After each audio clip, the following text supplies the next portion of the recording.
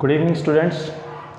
राष्ट्रपति टॉपिक के अंतर्गत उसी कड़ी के अंतर्गत राष्ट्रपति की शक्तियों को लेकर चर्चा चल रहे हैं और कल अपन ने राष्ट्रपति की कार्यपालिकाई शक्तियों को लेकर चर्चा की थी, किस तरीके से वो महत्वपूर्ण पदों पर नियुक्तियां करता है, राष्ट्रपति के अंतर्गत कौन कौन सी अधिकार हैं कार्यपालिकाई शक्तियों को लेकर।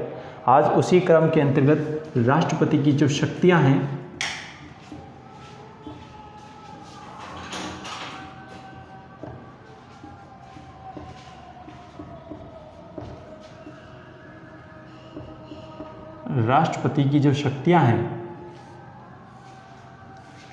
उसी क्रम के अंतर्गत अपन दूसरे प्रकार की शक्तियां ले रहे हैं, सामान्यकालीन शक्तियों की, और उसका नाम है आपके विधायी शक्तियां।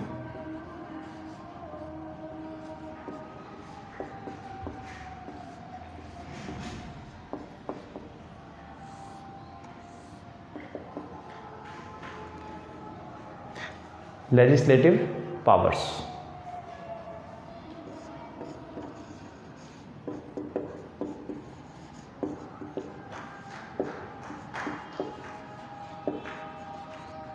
लेजिस्लेटिव पावर्स, विधायी शक्तियों की जब बात होती है तो इसके अंदर सबसे पहली एक बात है, ध्यान रखना। अनुच्छेद 79 क्या कहता है? अनुच्छेद 79 ये कहता है कि संसद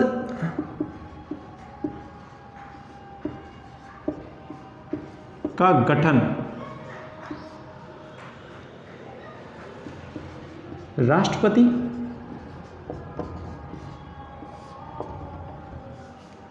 तथा दो सदनों, जिनका नाम क्या है? एक का नाम है राज्यसभा और दूसरी का नाम है वह लोकसभा। ठीक है दोस्तों, से मिलकर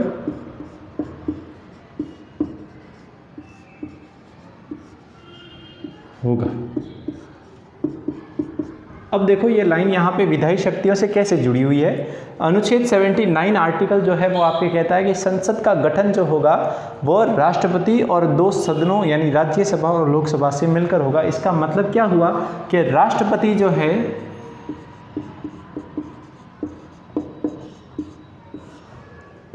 वह संसद का, या इसी को कहते हैं व्यवस्थापिका, संसद का एक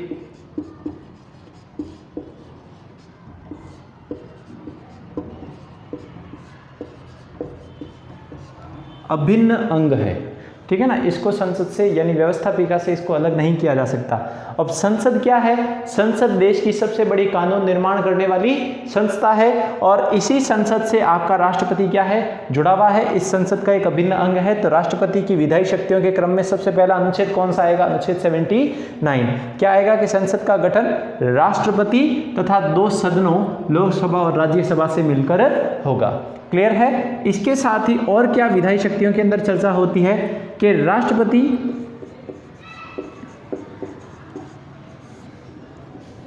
संसद के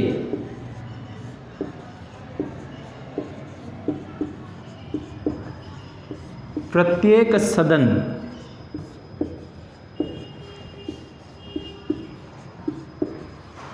के प्रत्येक सदस्य को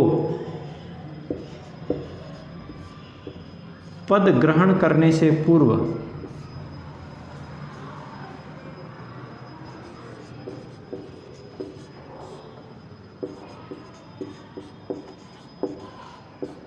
उनको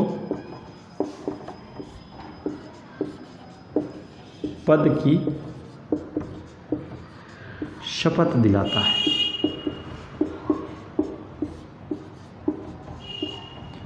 ठीक है, अब यहाँ पे मैं एक बात बता दूँ, ये है आपके आर्टिकल अनुच्छेद 99 के। यहाँ पे एक बात ध्यान रखना कि राष्ट्रपति संसद के प्रत्येक सदन के प्रत्येक सदस्यों को उनका पद ग्रहण करने से पूर्व उनको पद की शपथ दिलाता है। क्लियर है ना। यहाँ पे एक चीज ध्यान में रखना, या तो राष्ट्रपति स्वयं दिलवाता है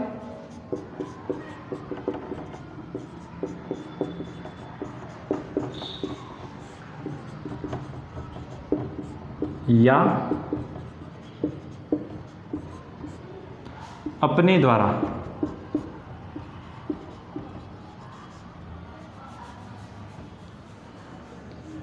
स्वयं या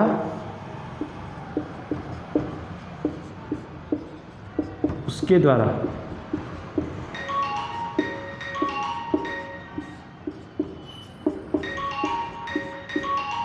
अधिकृत व्यक्ति।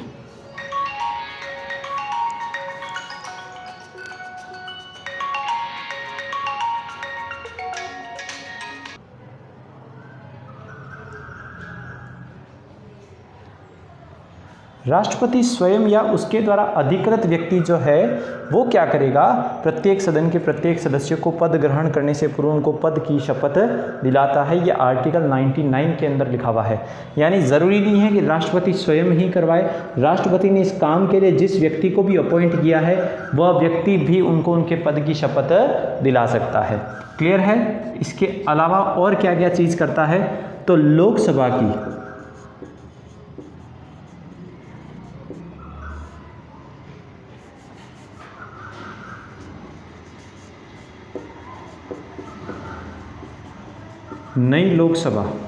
नई लोकसभा से मतलब क्या है, जो हर 5 साल बाद या किसी लोकसभा के विघटन के पश्चात जो आम चुनाव होते हैं या जो भी चुनाव होते हैं, उस चुनाव के अंदर चुनाव के जीतने के बाद परिणामों के बाद जिस प्रथम लोकसभा का जो नई लोकसभा गठित होती है, तो वो नई लोकसभा की प्रथम बैठक में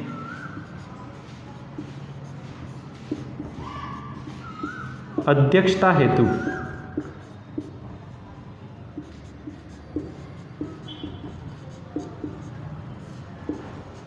सदस्यों में से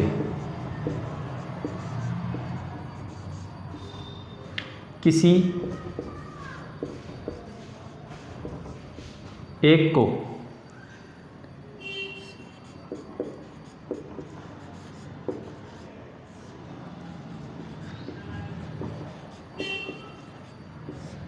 सामयिक अध्यक्ष का मतलब यहां पे हो जाएगा प्रोटेम स्पीकर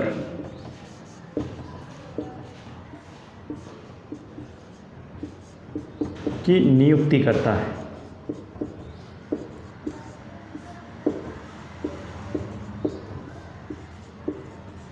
ये प्रोटेम स्पीकर परमानेंट रहेगा क्या? नहीं, ये एक तरीके से एक अस्थायी अध्यक्ष है। उसके पश्चात प्रथम बैठक की अध्यक्षता के लिए तो सामयिक अध्यक्ष चुन लिया गया, उसके बाद सदस्य क्या करते हैं, अपने ही लोगों में से किसी एक को अध्यक्ष बना देते हैं और दूसरे को उपाध्यक्ष बना दिया जाता है। क्लियर है। लेकिन नई लोकसभा है, अभी फैसला हुआ नहीं है, तो इसके लिए प्रथम बैठक की अध्यक्षता है तो सदस्यों में से किसी एक को वो सामयिक अध्यक्ष यानी अस्थायी अध्यक्ष या फिर उसको कहते हैं प्रोटेम स्पीकर को क्या करता है, नियुक्त करता है। और ये इस बात का उल्लेख आप कौन सा अनुच्छेद करता है, अनुच्छेद 95(1).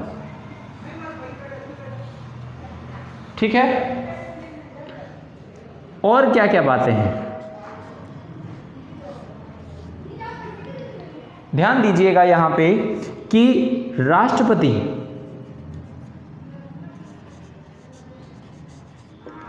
अनुच्छेद 80(3) राज्यसभा में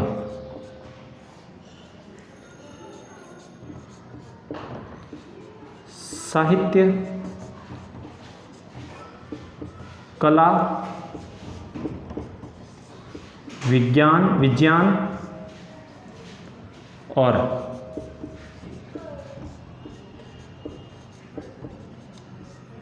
समाज सेवा में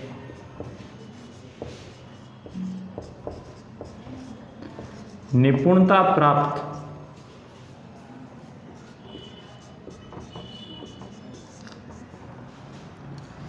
व्यक्तियों में से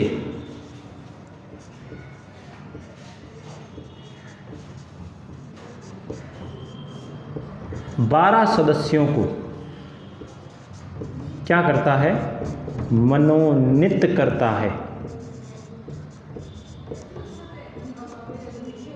क्लियर। अनुच्छेद 80(3) क्या कहता है कि राज्यसभा में साहित्य, कला, विज्ञान और समाज सेवा में निपुणता प्राप्त इन क्षेत्रों के अंदर, साहित्य के अंतर्गत हो, कला के अंतर्गत हो या विज्ञान के अंतर्गत हो या समाज सेवा के क्षेत्र में हो, जिन व्यक्तियों ने बहुत उत्कृष्ट कार्य किया है देश सेवा में, जिन्होंने निपुणता प्राप्त की है, उन व्यक्तियों में से 12 सदस्यों को क्या करता है, मनोनीत करता है। कहाँ करता है, राज्यसभा में। और इस बात की पुष्टि कौन सा अनुच्छेद करता है, अनुच्छेद 80(3) करता है। लोकसभा के अंतर्गत वो कौन से 2 सदस्यों को मनोनीत करता था, अब क्या उसके अंदर चेंजेज हुए हैं, पहले इसको नोट कीजिए, इसका स्क्रीनशॉट लीजिए, फिर आगे चर्चा करते हैं लोकसभा के अंतर्गत मनोनयन के संबंध में क्या शक्ति है उसकी।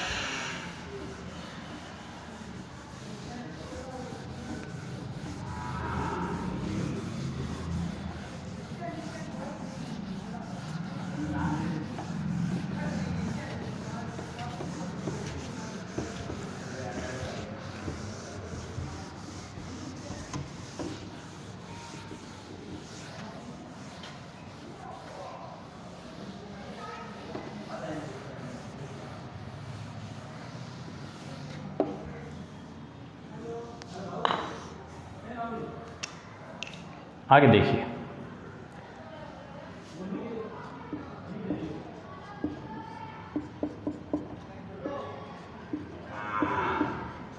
अनुच्छेद 331 में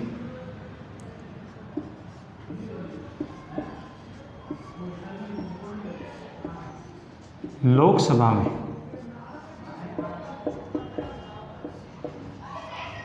आंग्ल भारतीय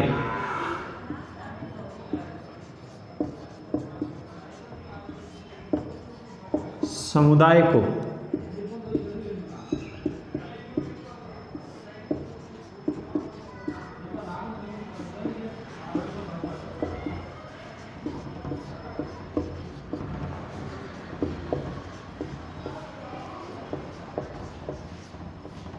पर्याप्त प्रतिनिधित्व देने हेतु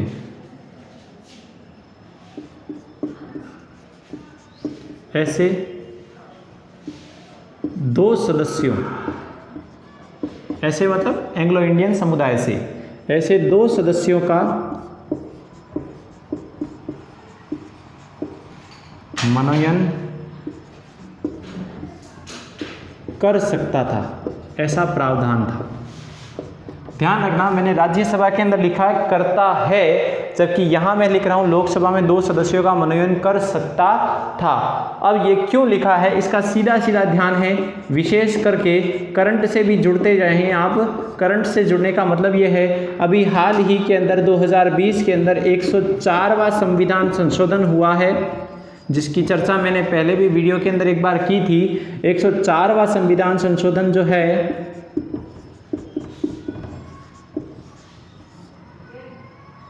2020 में, या 104वें संविधान 2020 के बाद यह अनुच्छेद प्रभाव में नहीं है। देखिएगा, हर साल क्या होता है, लोकसभा के अंतर्गत अनुसूचित जाति, अनुसूचित जनजाति की सीटों को, ये आरक्षण जो दे रखा है, उन आरक्षण को यथावत बनाए रखने के लिए हर साल संशोधन होते हैं। तो इस बार भी 104वां संविधान संशोधन 2020 के तहत जो लोकसभा के अंदर एससी और एसटी यानी अनुसूचित जाति और अनुसूचित जनजाति की सीटों के आरक्षण को प्रावधान को 70 से 80 साल कर दिया गया है। लेकिन ध्यान रखना, एंग्लो इंडियन समुदाय के लिए जो 2 सदस्यों का प्रस्ताव का जो था वो अब समाप्त कर दिया गया है। यानी अब ऐसा अनिवार्य नहीं है, बिल्कुल भी नहीं है कि प्रावधान जो है आंग्ल भारतीय समुदाय को पर्याप्त प्रतिनिधित्व देने हेतु 2 सदस्यों का मनोनयन कर सकता था पहले, लेकिन वर्तमान में अब ये अनुच्छेद प्रभाव में नहीं है। ये ध्यान रखिएगा। अनुच्छेद 331 के संबंध में 104वें संविधान संशोधन 2020 के बाद यानी ये 25 जनवरी 2020 के बाद से अब अनुच्छेद 331 आपके प्रभाव में नहीं है, क्योंकि राष्ट्रपति इस अनुच्छेद के तहत लोकसभा में 2 आंग्ल भारतीय समुदाय के लोगों का क्या कर सकता था, मनोनयन कर सकता था, लेकिन अब ये नहीं है, ये प्रावधान अब प्रभाव में नहीं है। अनुच्छेद 333 भी ध्यान रखना, क्योंकि वो 333 राज्य से संबंधित है कि राज्यपाल को 1 सदस्य मनोनीत करने का अधिकार होता था विधानसभाओं के अंतर्गत इस समुदाय से। तो अनुच्छेद 333 और अनुच्छेद 331 ये दोनों ही संविधान संशोधन के पश्चात प्रभाव में नहीं है। मैं कह रहा हूं प्रभाव में नहीं है, इसका मतलब ये नहीं कि इनको संविधान से हटा दिया गया है, नहीं, निरस्त किया गया है। निरस्त का मतलब ये हुआ कि अब ये वर्तमान में अनुच्छेद प्रभाव में नहीं है। क्लियर हो गई चीज। अब जरा आगे ध्यान से दीजिए, ये करंट से भी आपको पूछा जा सकता है। इसके अलावा देखिए,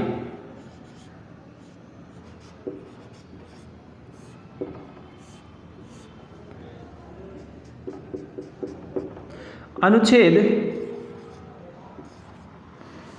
86, अनुच्छेद 86 क्या कहता है? अनुच्छेद 86 ये कहता है कि वह संसद के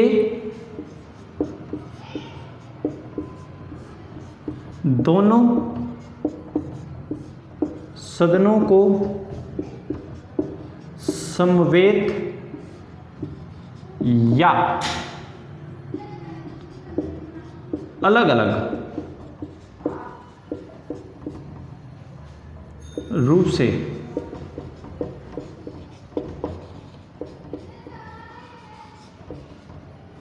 संबोधित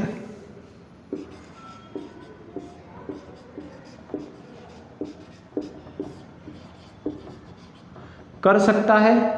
ध्यान रखना, एक तो संबोधित कर सकता है, संबोधित का मतलब होता है दोनों सदनों को अभिभाषण देता है, और ये अभिभाषण किसके द्वारा तैयार किया जाता है? ध्यान रखना, केंद्रीय मंत्रिपरिषद द्वारा तैयार किया जाता है। मंत्रिपरिषद जैसा लिख के देती है वैसा का वैसा राष्ट्रपति क्या कर देते हैं, उसका वाचन करते हैं। यानी संसद के दोनों सदनों को संवेद, संवेद का मतलब होता है एक साथ या फिर अलग अलग, लोकसभा और राज्यसभा दोनों को अलग अलग रूप से क्या कर सकता है, संबोधित कर सकता है, यानी अभिभाषण उनको दे सकता है।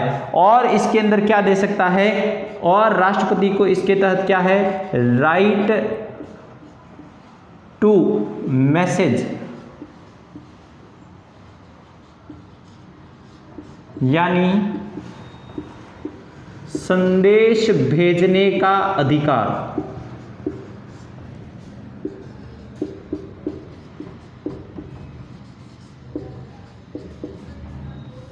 संदेश भेजने का अधिकार है। ध्यान रखना, कौन से अनुच्छेद के तहत? 86 के तहत। यानी वह किसी भी सदन को, जैसे कोई विधेयक लंबित समय से अटका पड़ा है तो ऐसे समय में कि उसको भाई जल्दी से जल्दी किया जाए, तो संदेश भेजने का अधिकार किसी भी सदन में वो राष्ट्रपति के पास कौन से अनुच्छेद के तहत है? Right to message. अनुच्छेद 86 के अंतर्गत राष्ट्रपति को यह अधिकार है, वह संदेश भेज सकता है। और अनुच्छेद 86 कहता है कि संसद के दोनों सदनों को संवेद या अलग अलग रूप से वो क्या करता है, समय समय पर संबोधित करता है, यानी अभिभाषण देता है। और ये अभिभाषण कौन तैयार करके देती है? केंद्र की मंत्री परिषद। जैसा ये तैयार करके देगी वैसा राष्ट्रपति वाचन करेंगे। क्लियर है? इसको फटाफट नोट कीजिए और चर्चा करते हैं। कुछ एक बिंदु है इंपॉर्टेंट। और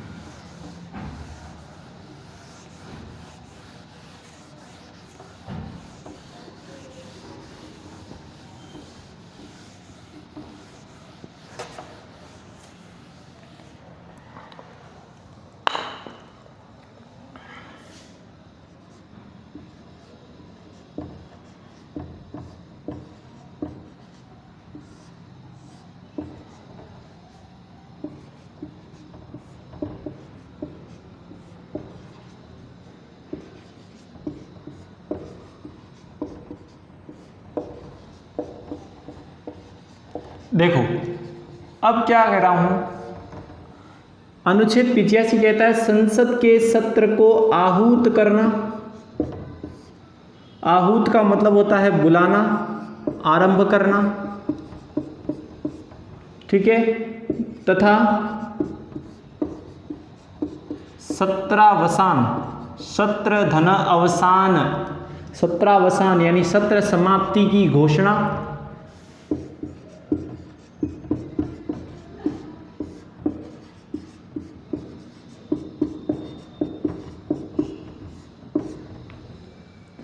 करता है, ठीक है, यानी संसद का सत्र शुरू करना। जैसे मान लीजिए राष्ट्रपति कहते हैं कि 10 जून 2020 को संसद का सत्र शुरू होगा, तो यानी संसद के सत्र को आहूत करने की घोषणा करता है, ठीक है ना, और कहता है कि आगामी 10 जुलाई 2020 को सत्रावसान होगा, यानी इसके पश्चात संसद की और कोई बैठक नहीं होगी, सत्र समाप्त हो जाएगा। यानी संसद के सत्र को बुलाना और संसद के सत्र को समाप्त करने की जो घोषणा है वो आपका राष्ट्रपति करता है। यहां पे एक चीज नोट कीजिएगा, सत्र के दौरान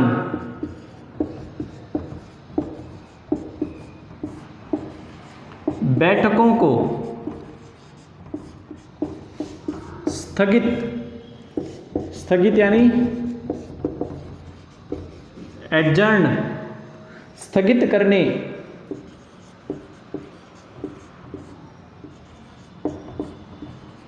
का अधिकार संबंधित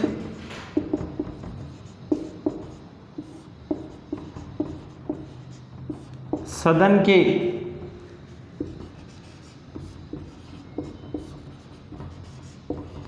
पीठासीन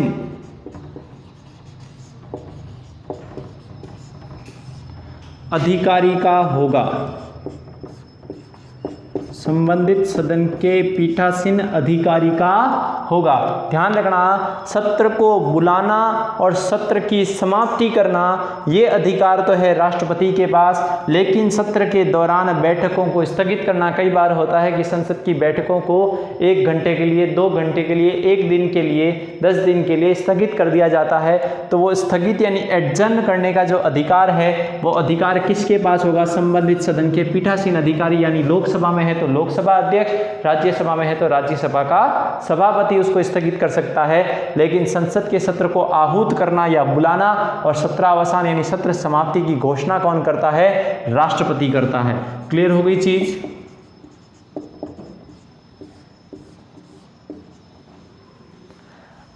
और क्या क्या बातें हैं? अनुच्छेद 87, अनुच्छेद 87 राष्ट्रपति के विशेष संबोधन के संबंध में।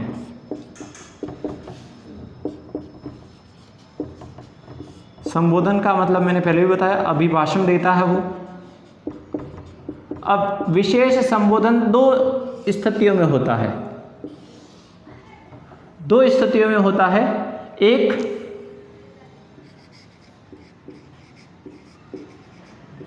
प्रत्येक वर्ष के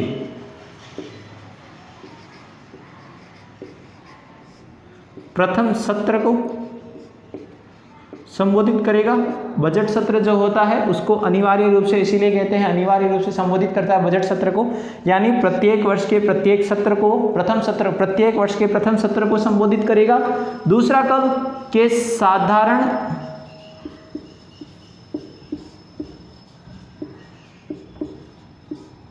चुनाव के पश्चात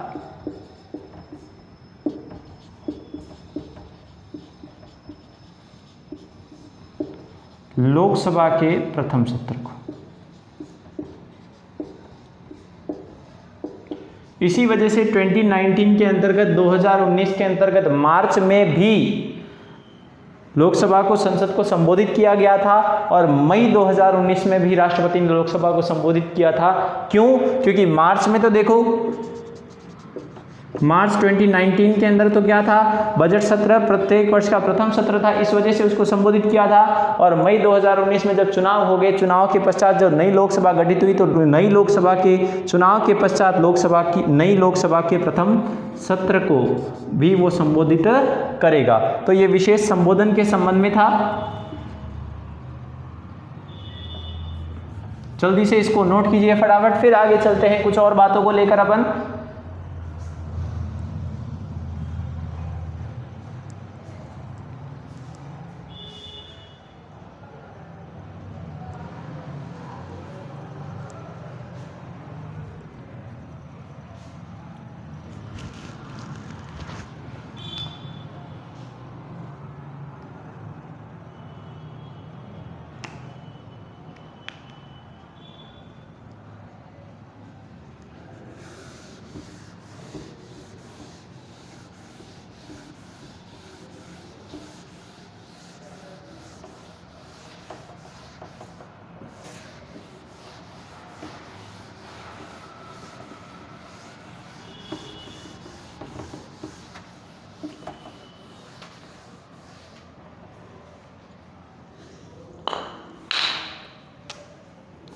अब जरा देखिए,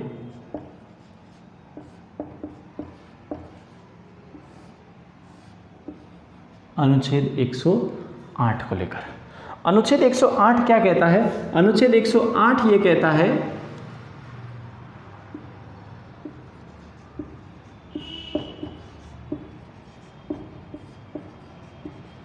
धन विधेयक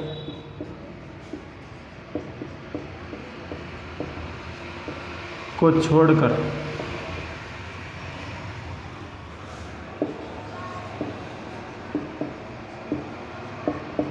अन्य विधेयकों के संबंध में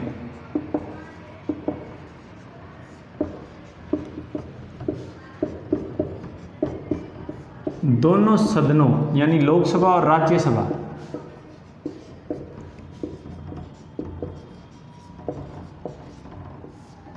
संयुक्त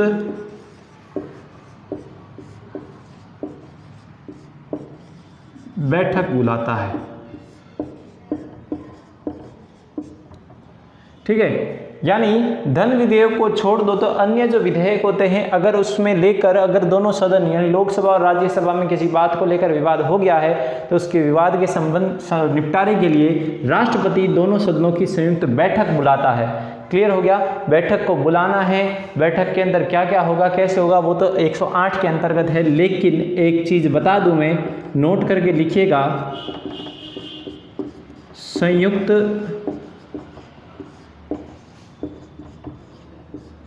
बैठक संबंधी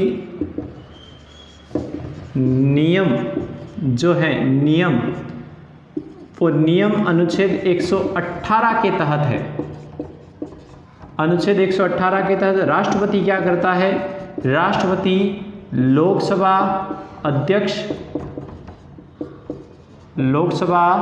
अध्यक्ष और राज्यसभा के सभापति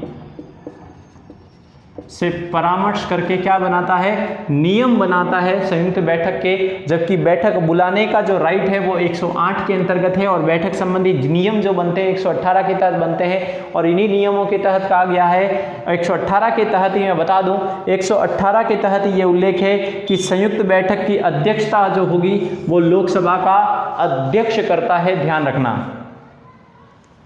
इसके अलावा एक चीज देखिएगा, अनुच्छेद 111। अनुच्छेद 111 क्या कहता है? अनुच्छेद 111 ये कहता है कि धन विधेयक को छोड़ दो, धन विधेयक के अलावा, धन विधेयक के अलावा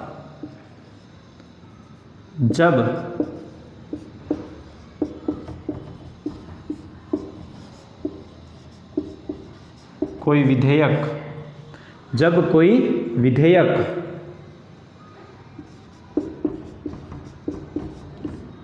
दोनों सदनों से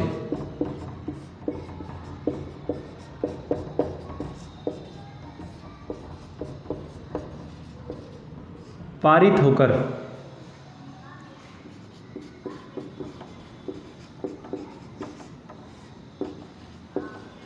राष्ट्रपति के पास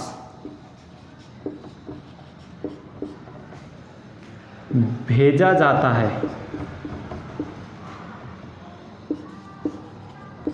तब राष्ट्रपति के पास क्या ऑप्शन है देखिएगा, वह उस पर स्वीकृति दे दे, उसे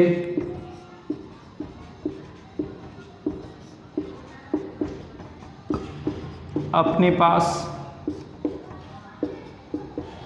रोक कर रखे, या फिर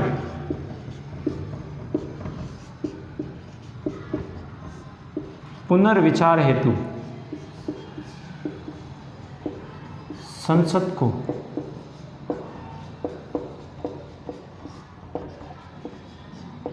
लौटा दे, पर स्वीकृति दे दे। वह का मतलब कौन? राष्ट्रपति के दोनों सदनों से पारित होकर जब कोई विधेयक राष्ट्रपति के पास आता है तो राष्ट्रपति या तो उस पर स्वीकृति दे दे, अगर स्वीकृति दे देगा तो वो क्या विधेयक क्या बन जाएगा? कानून बन जाएगा। क्लियर? या फिर उसे अपने पास रोक कर रखे। ध्यान रखना, अपने पास रोक कर रखे, कितनी समय की अवधि के लिए रखे इस बात का कोई उल्लेखनीय, कोई टाइम लिमिट नहीं है। इसी वजह से ध्यान रखना, यहाँ पे इसको कहते हैं पॉकेट वीटो, या फिर इसी को कहते हैं जेबी वीटो। इसका मतलब क्या होता है? पॉकेट वीटो या जेबी वीटो का मतलब ये होता है कि राष्ट्रपति अपने पास आए हुए किसी विधेयक पर ना तो स्वीकृति देता है और ना ही उसको पुनर्विचार के लिए सदन को भेजता है। वो उसको अपने पास रोक कर रख लेता है और समय की कोई सीमा नहीं होती, उसे अपने पास सुरक्षित रख लेता है, इसीलिए उसको पॉकेट वीटो के नाम से जाना जाता है। इसका प्रयोग ध्यान रखना एक बार किया था, भारतीय डाकघर अधिनियम या भारतीय डाकघर विधेयक जब लाया गया था 1986 के अंदर, तो इस पर उस समय भारत के राष्ट्रपति हुआ करते थे ज्ञानी जेल सिंह, प्रथम सिख राष्ट्रपति है, ध्यान रखना, ज्ञानी जेल सिंह का टाइम पीरियड है 1982 से लेकर 87 तक। इन्होंने भारतीय डाकघर विधेयक पर क्या किया था? पॉकेट वीटो यूज किया था। यानी ये विधेयक जब दोनों सदनों से पारित होकर आया तो इन विधेयक पर ना तो इन्होंने स्वीकृति दी और ना ही उसको पुनर्विचार हेतु संसद को लौटाया, क्योंकि 111 क्या कहता है कि अगर पुनर्विचार हेतु संसद को लौटाओ और संसद पुनः पारित कर राष्ट्रपति को विधेयक लौटा दे, तब राष्ट्रपति को उस पर स्वीकृति देनी ही होती है। ये ध्यान रखना। अब इसको जरा समझिए, मैं फिर से कह देता हूं कि उस पर स्वीकृति दे देगा तो कानून बन जाएगा। पुनर्विचार हेतु संसद को लौटा दे, पुनर्विचार हेतु संसद को लौटा दे तो क्या होगा कि संसद को पास वापस आएगा, संसद उस पर विचार करेगी। अब उसमें संशोधन करे नहीं करे, अगर पुनर्विचार के पश्चात संसद उसको पुनः पारित कर राष्ट्रपति के पास भेजती है, उस स्थिति में राष्ट्रपति को स्वीकृति देनी पड़ेगी, उस पर हस्ताक्षर करने पड़ेंगे। यानी पुनर्विचार हेतु संसद को कितनी बार? केवल एक बार लौटा सकती है, और एक बार भेजने के बाद अगर वापिस आता है तो उस पर स्वीकृति उसको देनी पड़ेगी। क्लियर है? इसलिए यहां पे देखो ये सिस्टम क्या हुआ था, रोक कर रखना, आप कितनी भी टाइम तक रोक सकते हो, कोई टाइम लिमिट नहीं है। तो क्या हुआ था, भारतीय डाकघर विधेयक 1986, इस पे पॉकेट वीटो का यूज किया गया था। ज्ञानी झैल सिंह द्वारा प्रथम सिख राष्ट्रपति थे। ये था क्या, इस बिल के अंतर्गत ये था कि जो लेटर्स डाले जाते हैं, जो पत्र डाले जाते हैं, उसमें ये कह दिया गया कि पोस्टमैन जो है इसको खोल के पढ़ सकता है, इस संबंध में ये था। लेकिन राइट टू प्राइवेसी का जो अधिकार है, निजता का जो अधिकार है, उसके उल्लंघन न होते हुए देखकर क्या किया था, ज्ञानी झैल सिंह ने उस विधेयक पर ना तो अपनी स्वीकृति दी और ना ही उसको पास किया था, उसे अपने ही पास रोक के रखा था। इसीलिए उसको कौन सा कहा गया, जेबी वीटो या पॉकेट वीटो। क्लियर हो गई चीजें? क्योंकि अगर उसको पुनर्विचार के लिए लौटा देता तो पुनर्विचार के पश्चात जब वापिस आता तो उसको स्वीकृति देनी पड़ती और वो कानून बन जाता। लेकिन ज्ञानी झैल सिंह ने ना तो स्वीकृति दी और ना ही उसको पुनर्विचार के लिए लौटाया। इसीलिए पॉकेट वीटो यानी जेबी वीटो का एक बार प्रयोग हुआ है भारतीय डाकघर विधेयक 1986 के अंतर्गत, यानी झैल सिंह के समय। क्लियर हो गई सारी चीज? इसको फटाफट नोट कीजिए, इसका स्क्रीनशॉट लीजिए।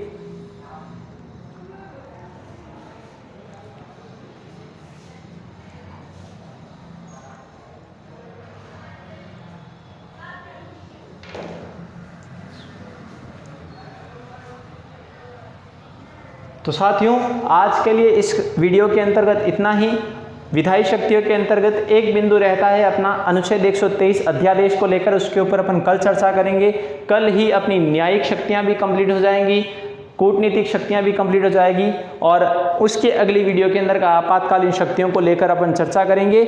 मुश्किल से 2 वीडियो और रहेंगे राष्ट्रपति के टॉपिक को लेकर। उसके बाद एक वीडियो पूरा अपने राष्ट्रपति से लेकर जो महत्वपूर्ण प्रश्न बनते हैं वो किस प्रकार से बनते हैं, कैसे उसका उत्तर देना होता है, उसको लेकर रहेगा। तो बने रहिए अपने YouTube चैनल के ऊपर, पॉलिटी बाय धीरज शर्मा के ऊपर। इसको लाइक, कमेंट, शेयर और सब्सक्राइब करना ना भूलें, और साथ ही पास में जो बेल आइकन है उसको भी प्रेस करें, ताकि जब भी वीडियो अपलोड होगी आपको उसका नोटिफिकेशन तुरंत मिल जाए। तब तक के लिए स्टे होम, स्टे सेफ। शुक्रिया।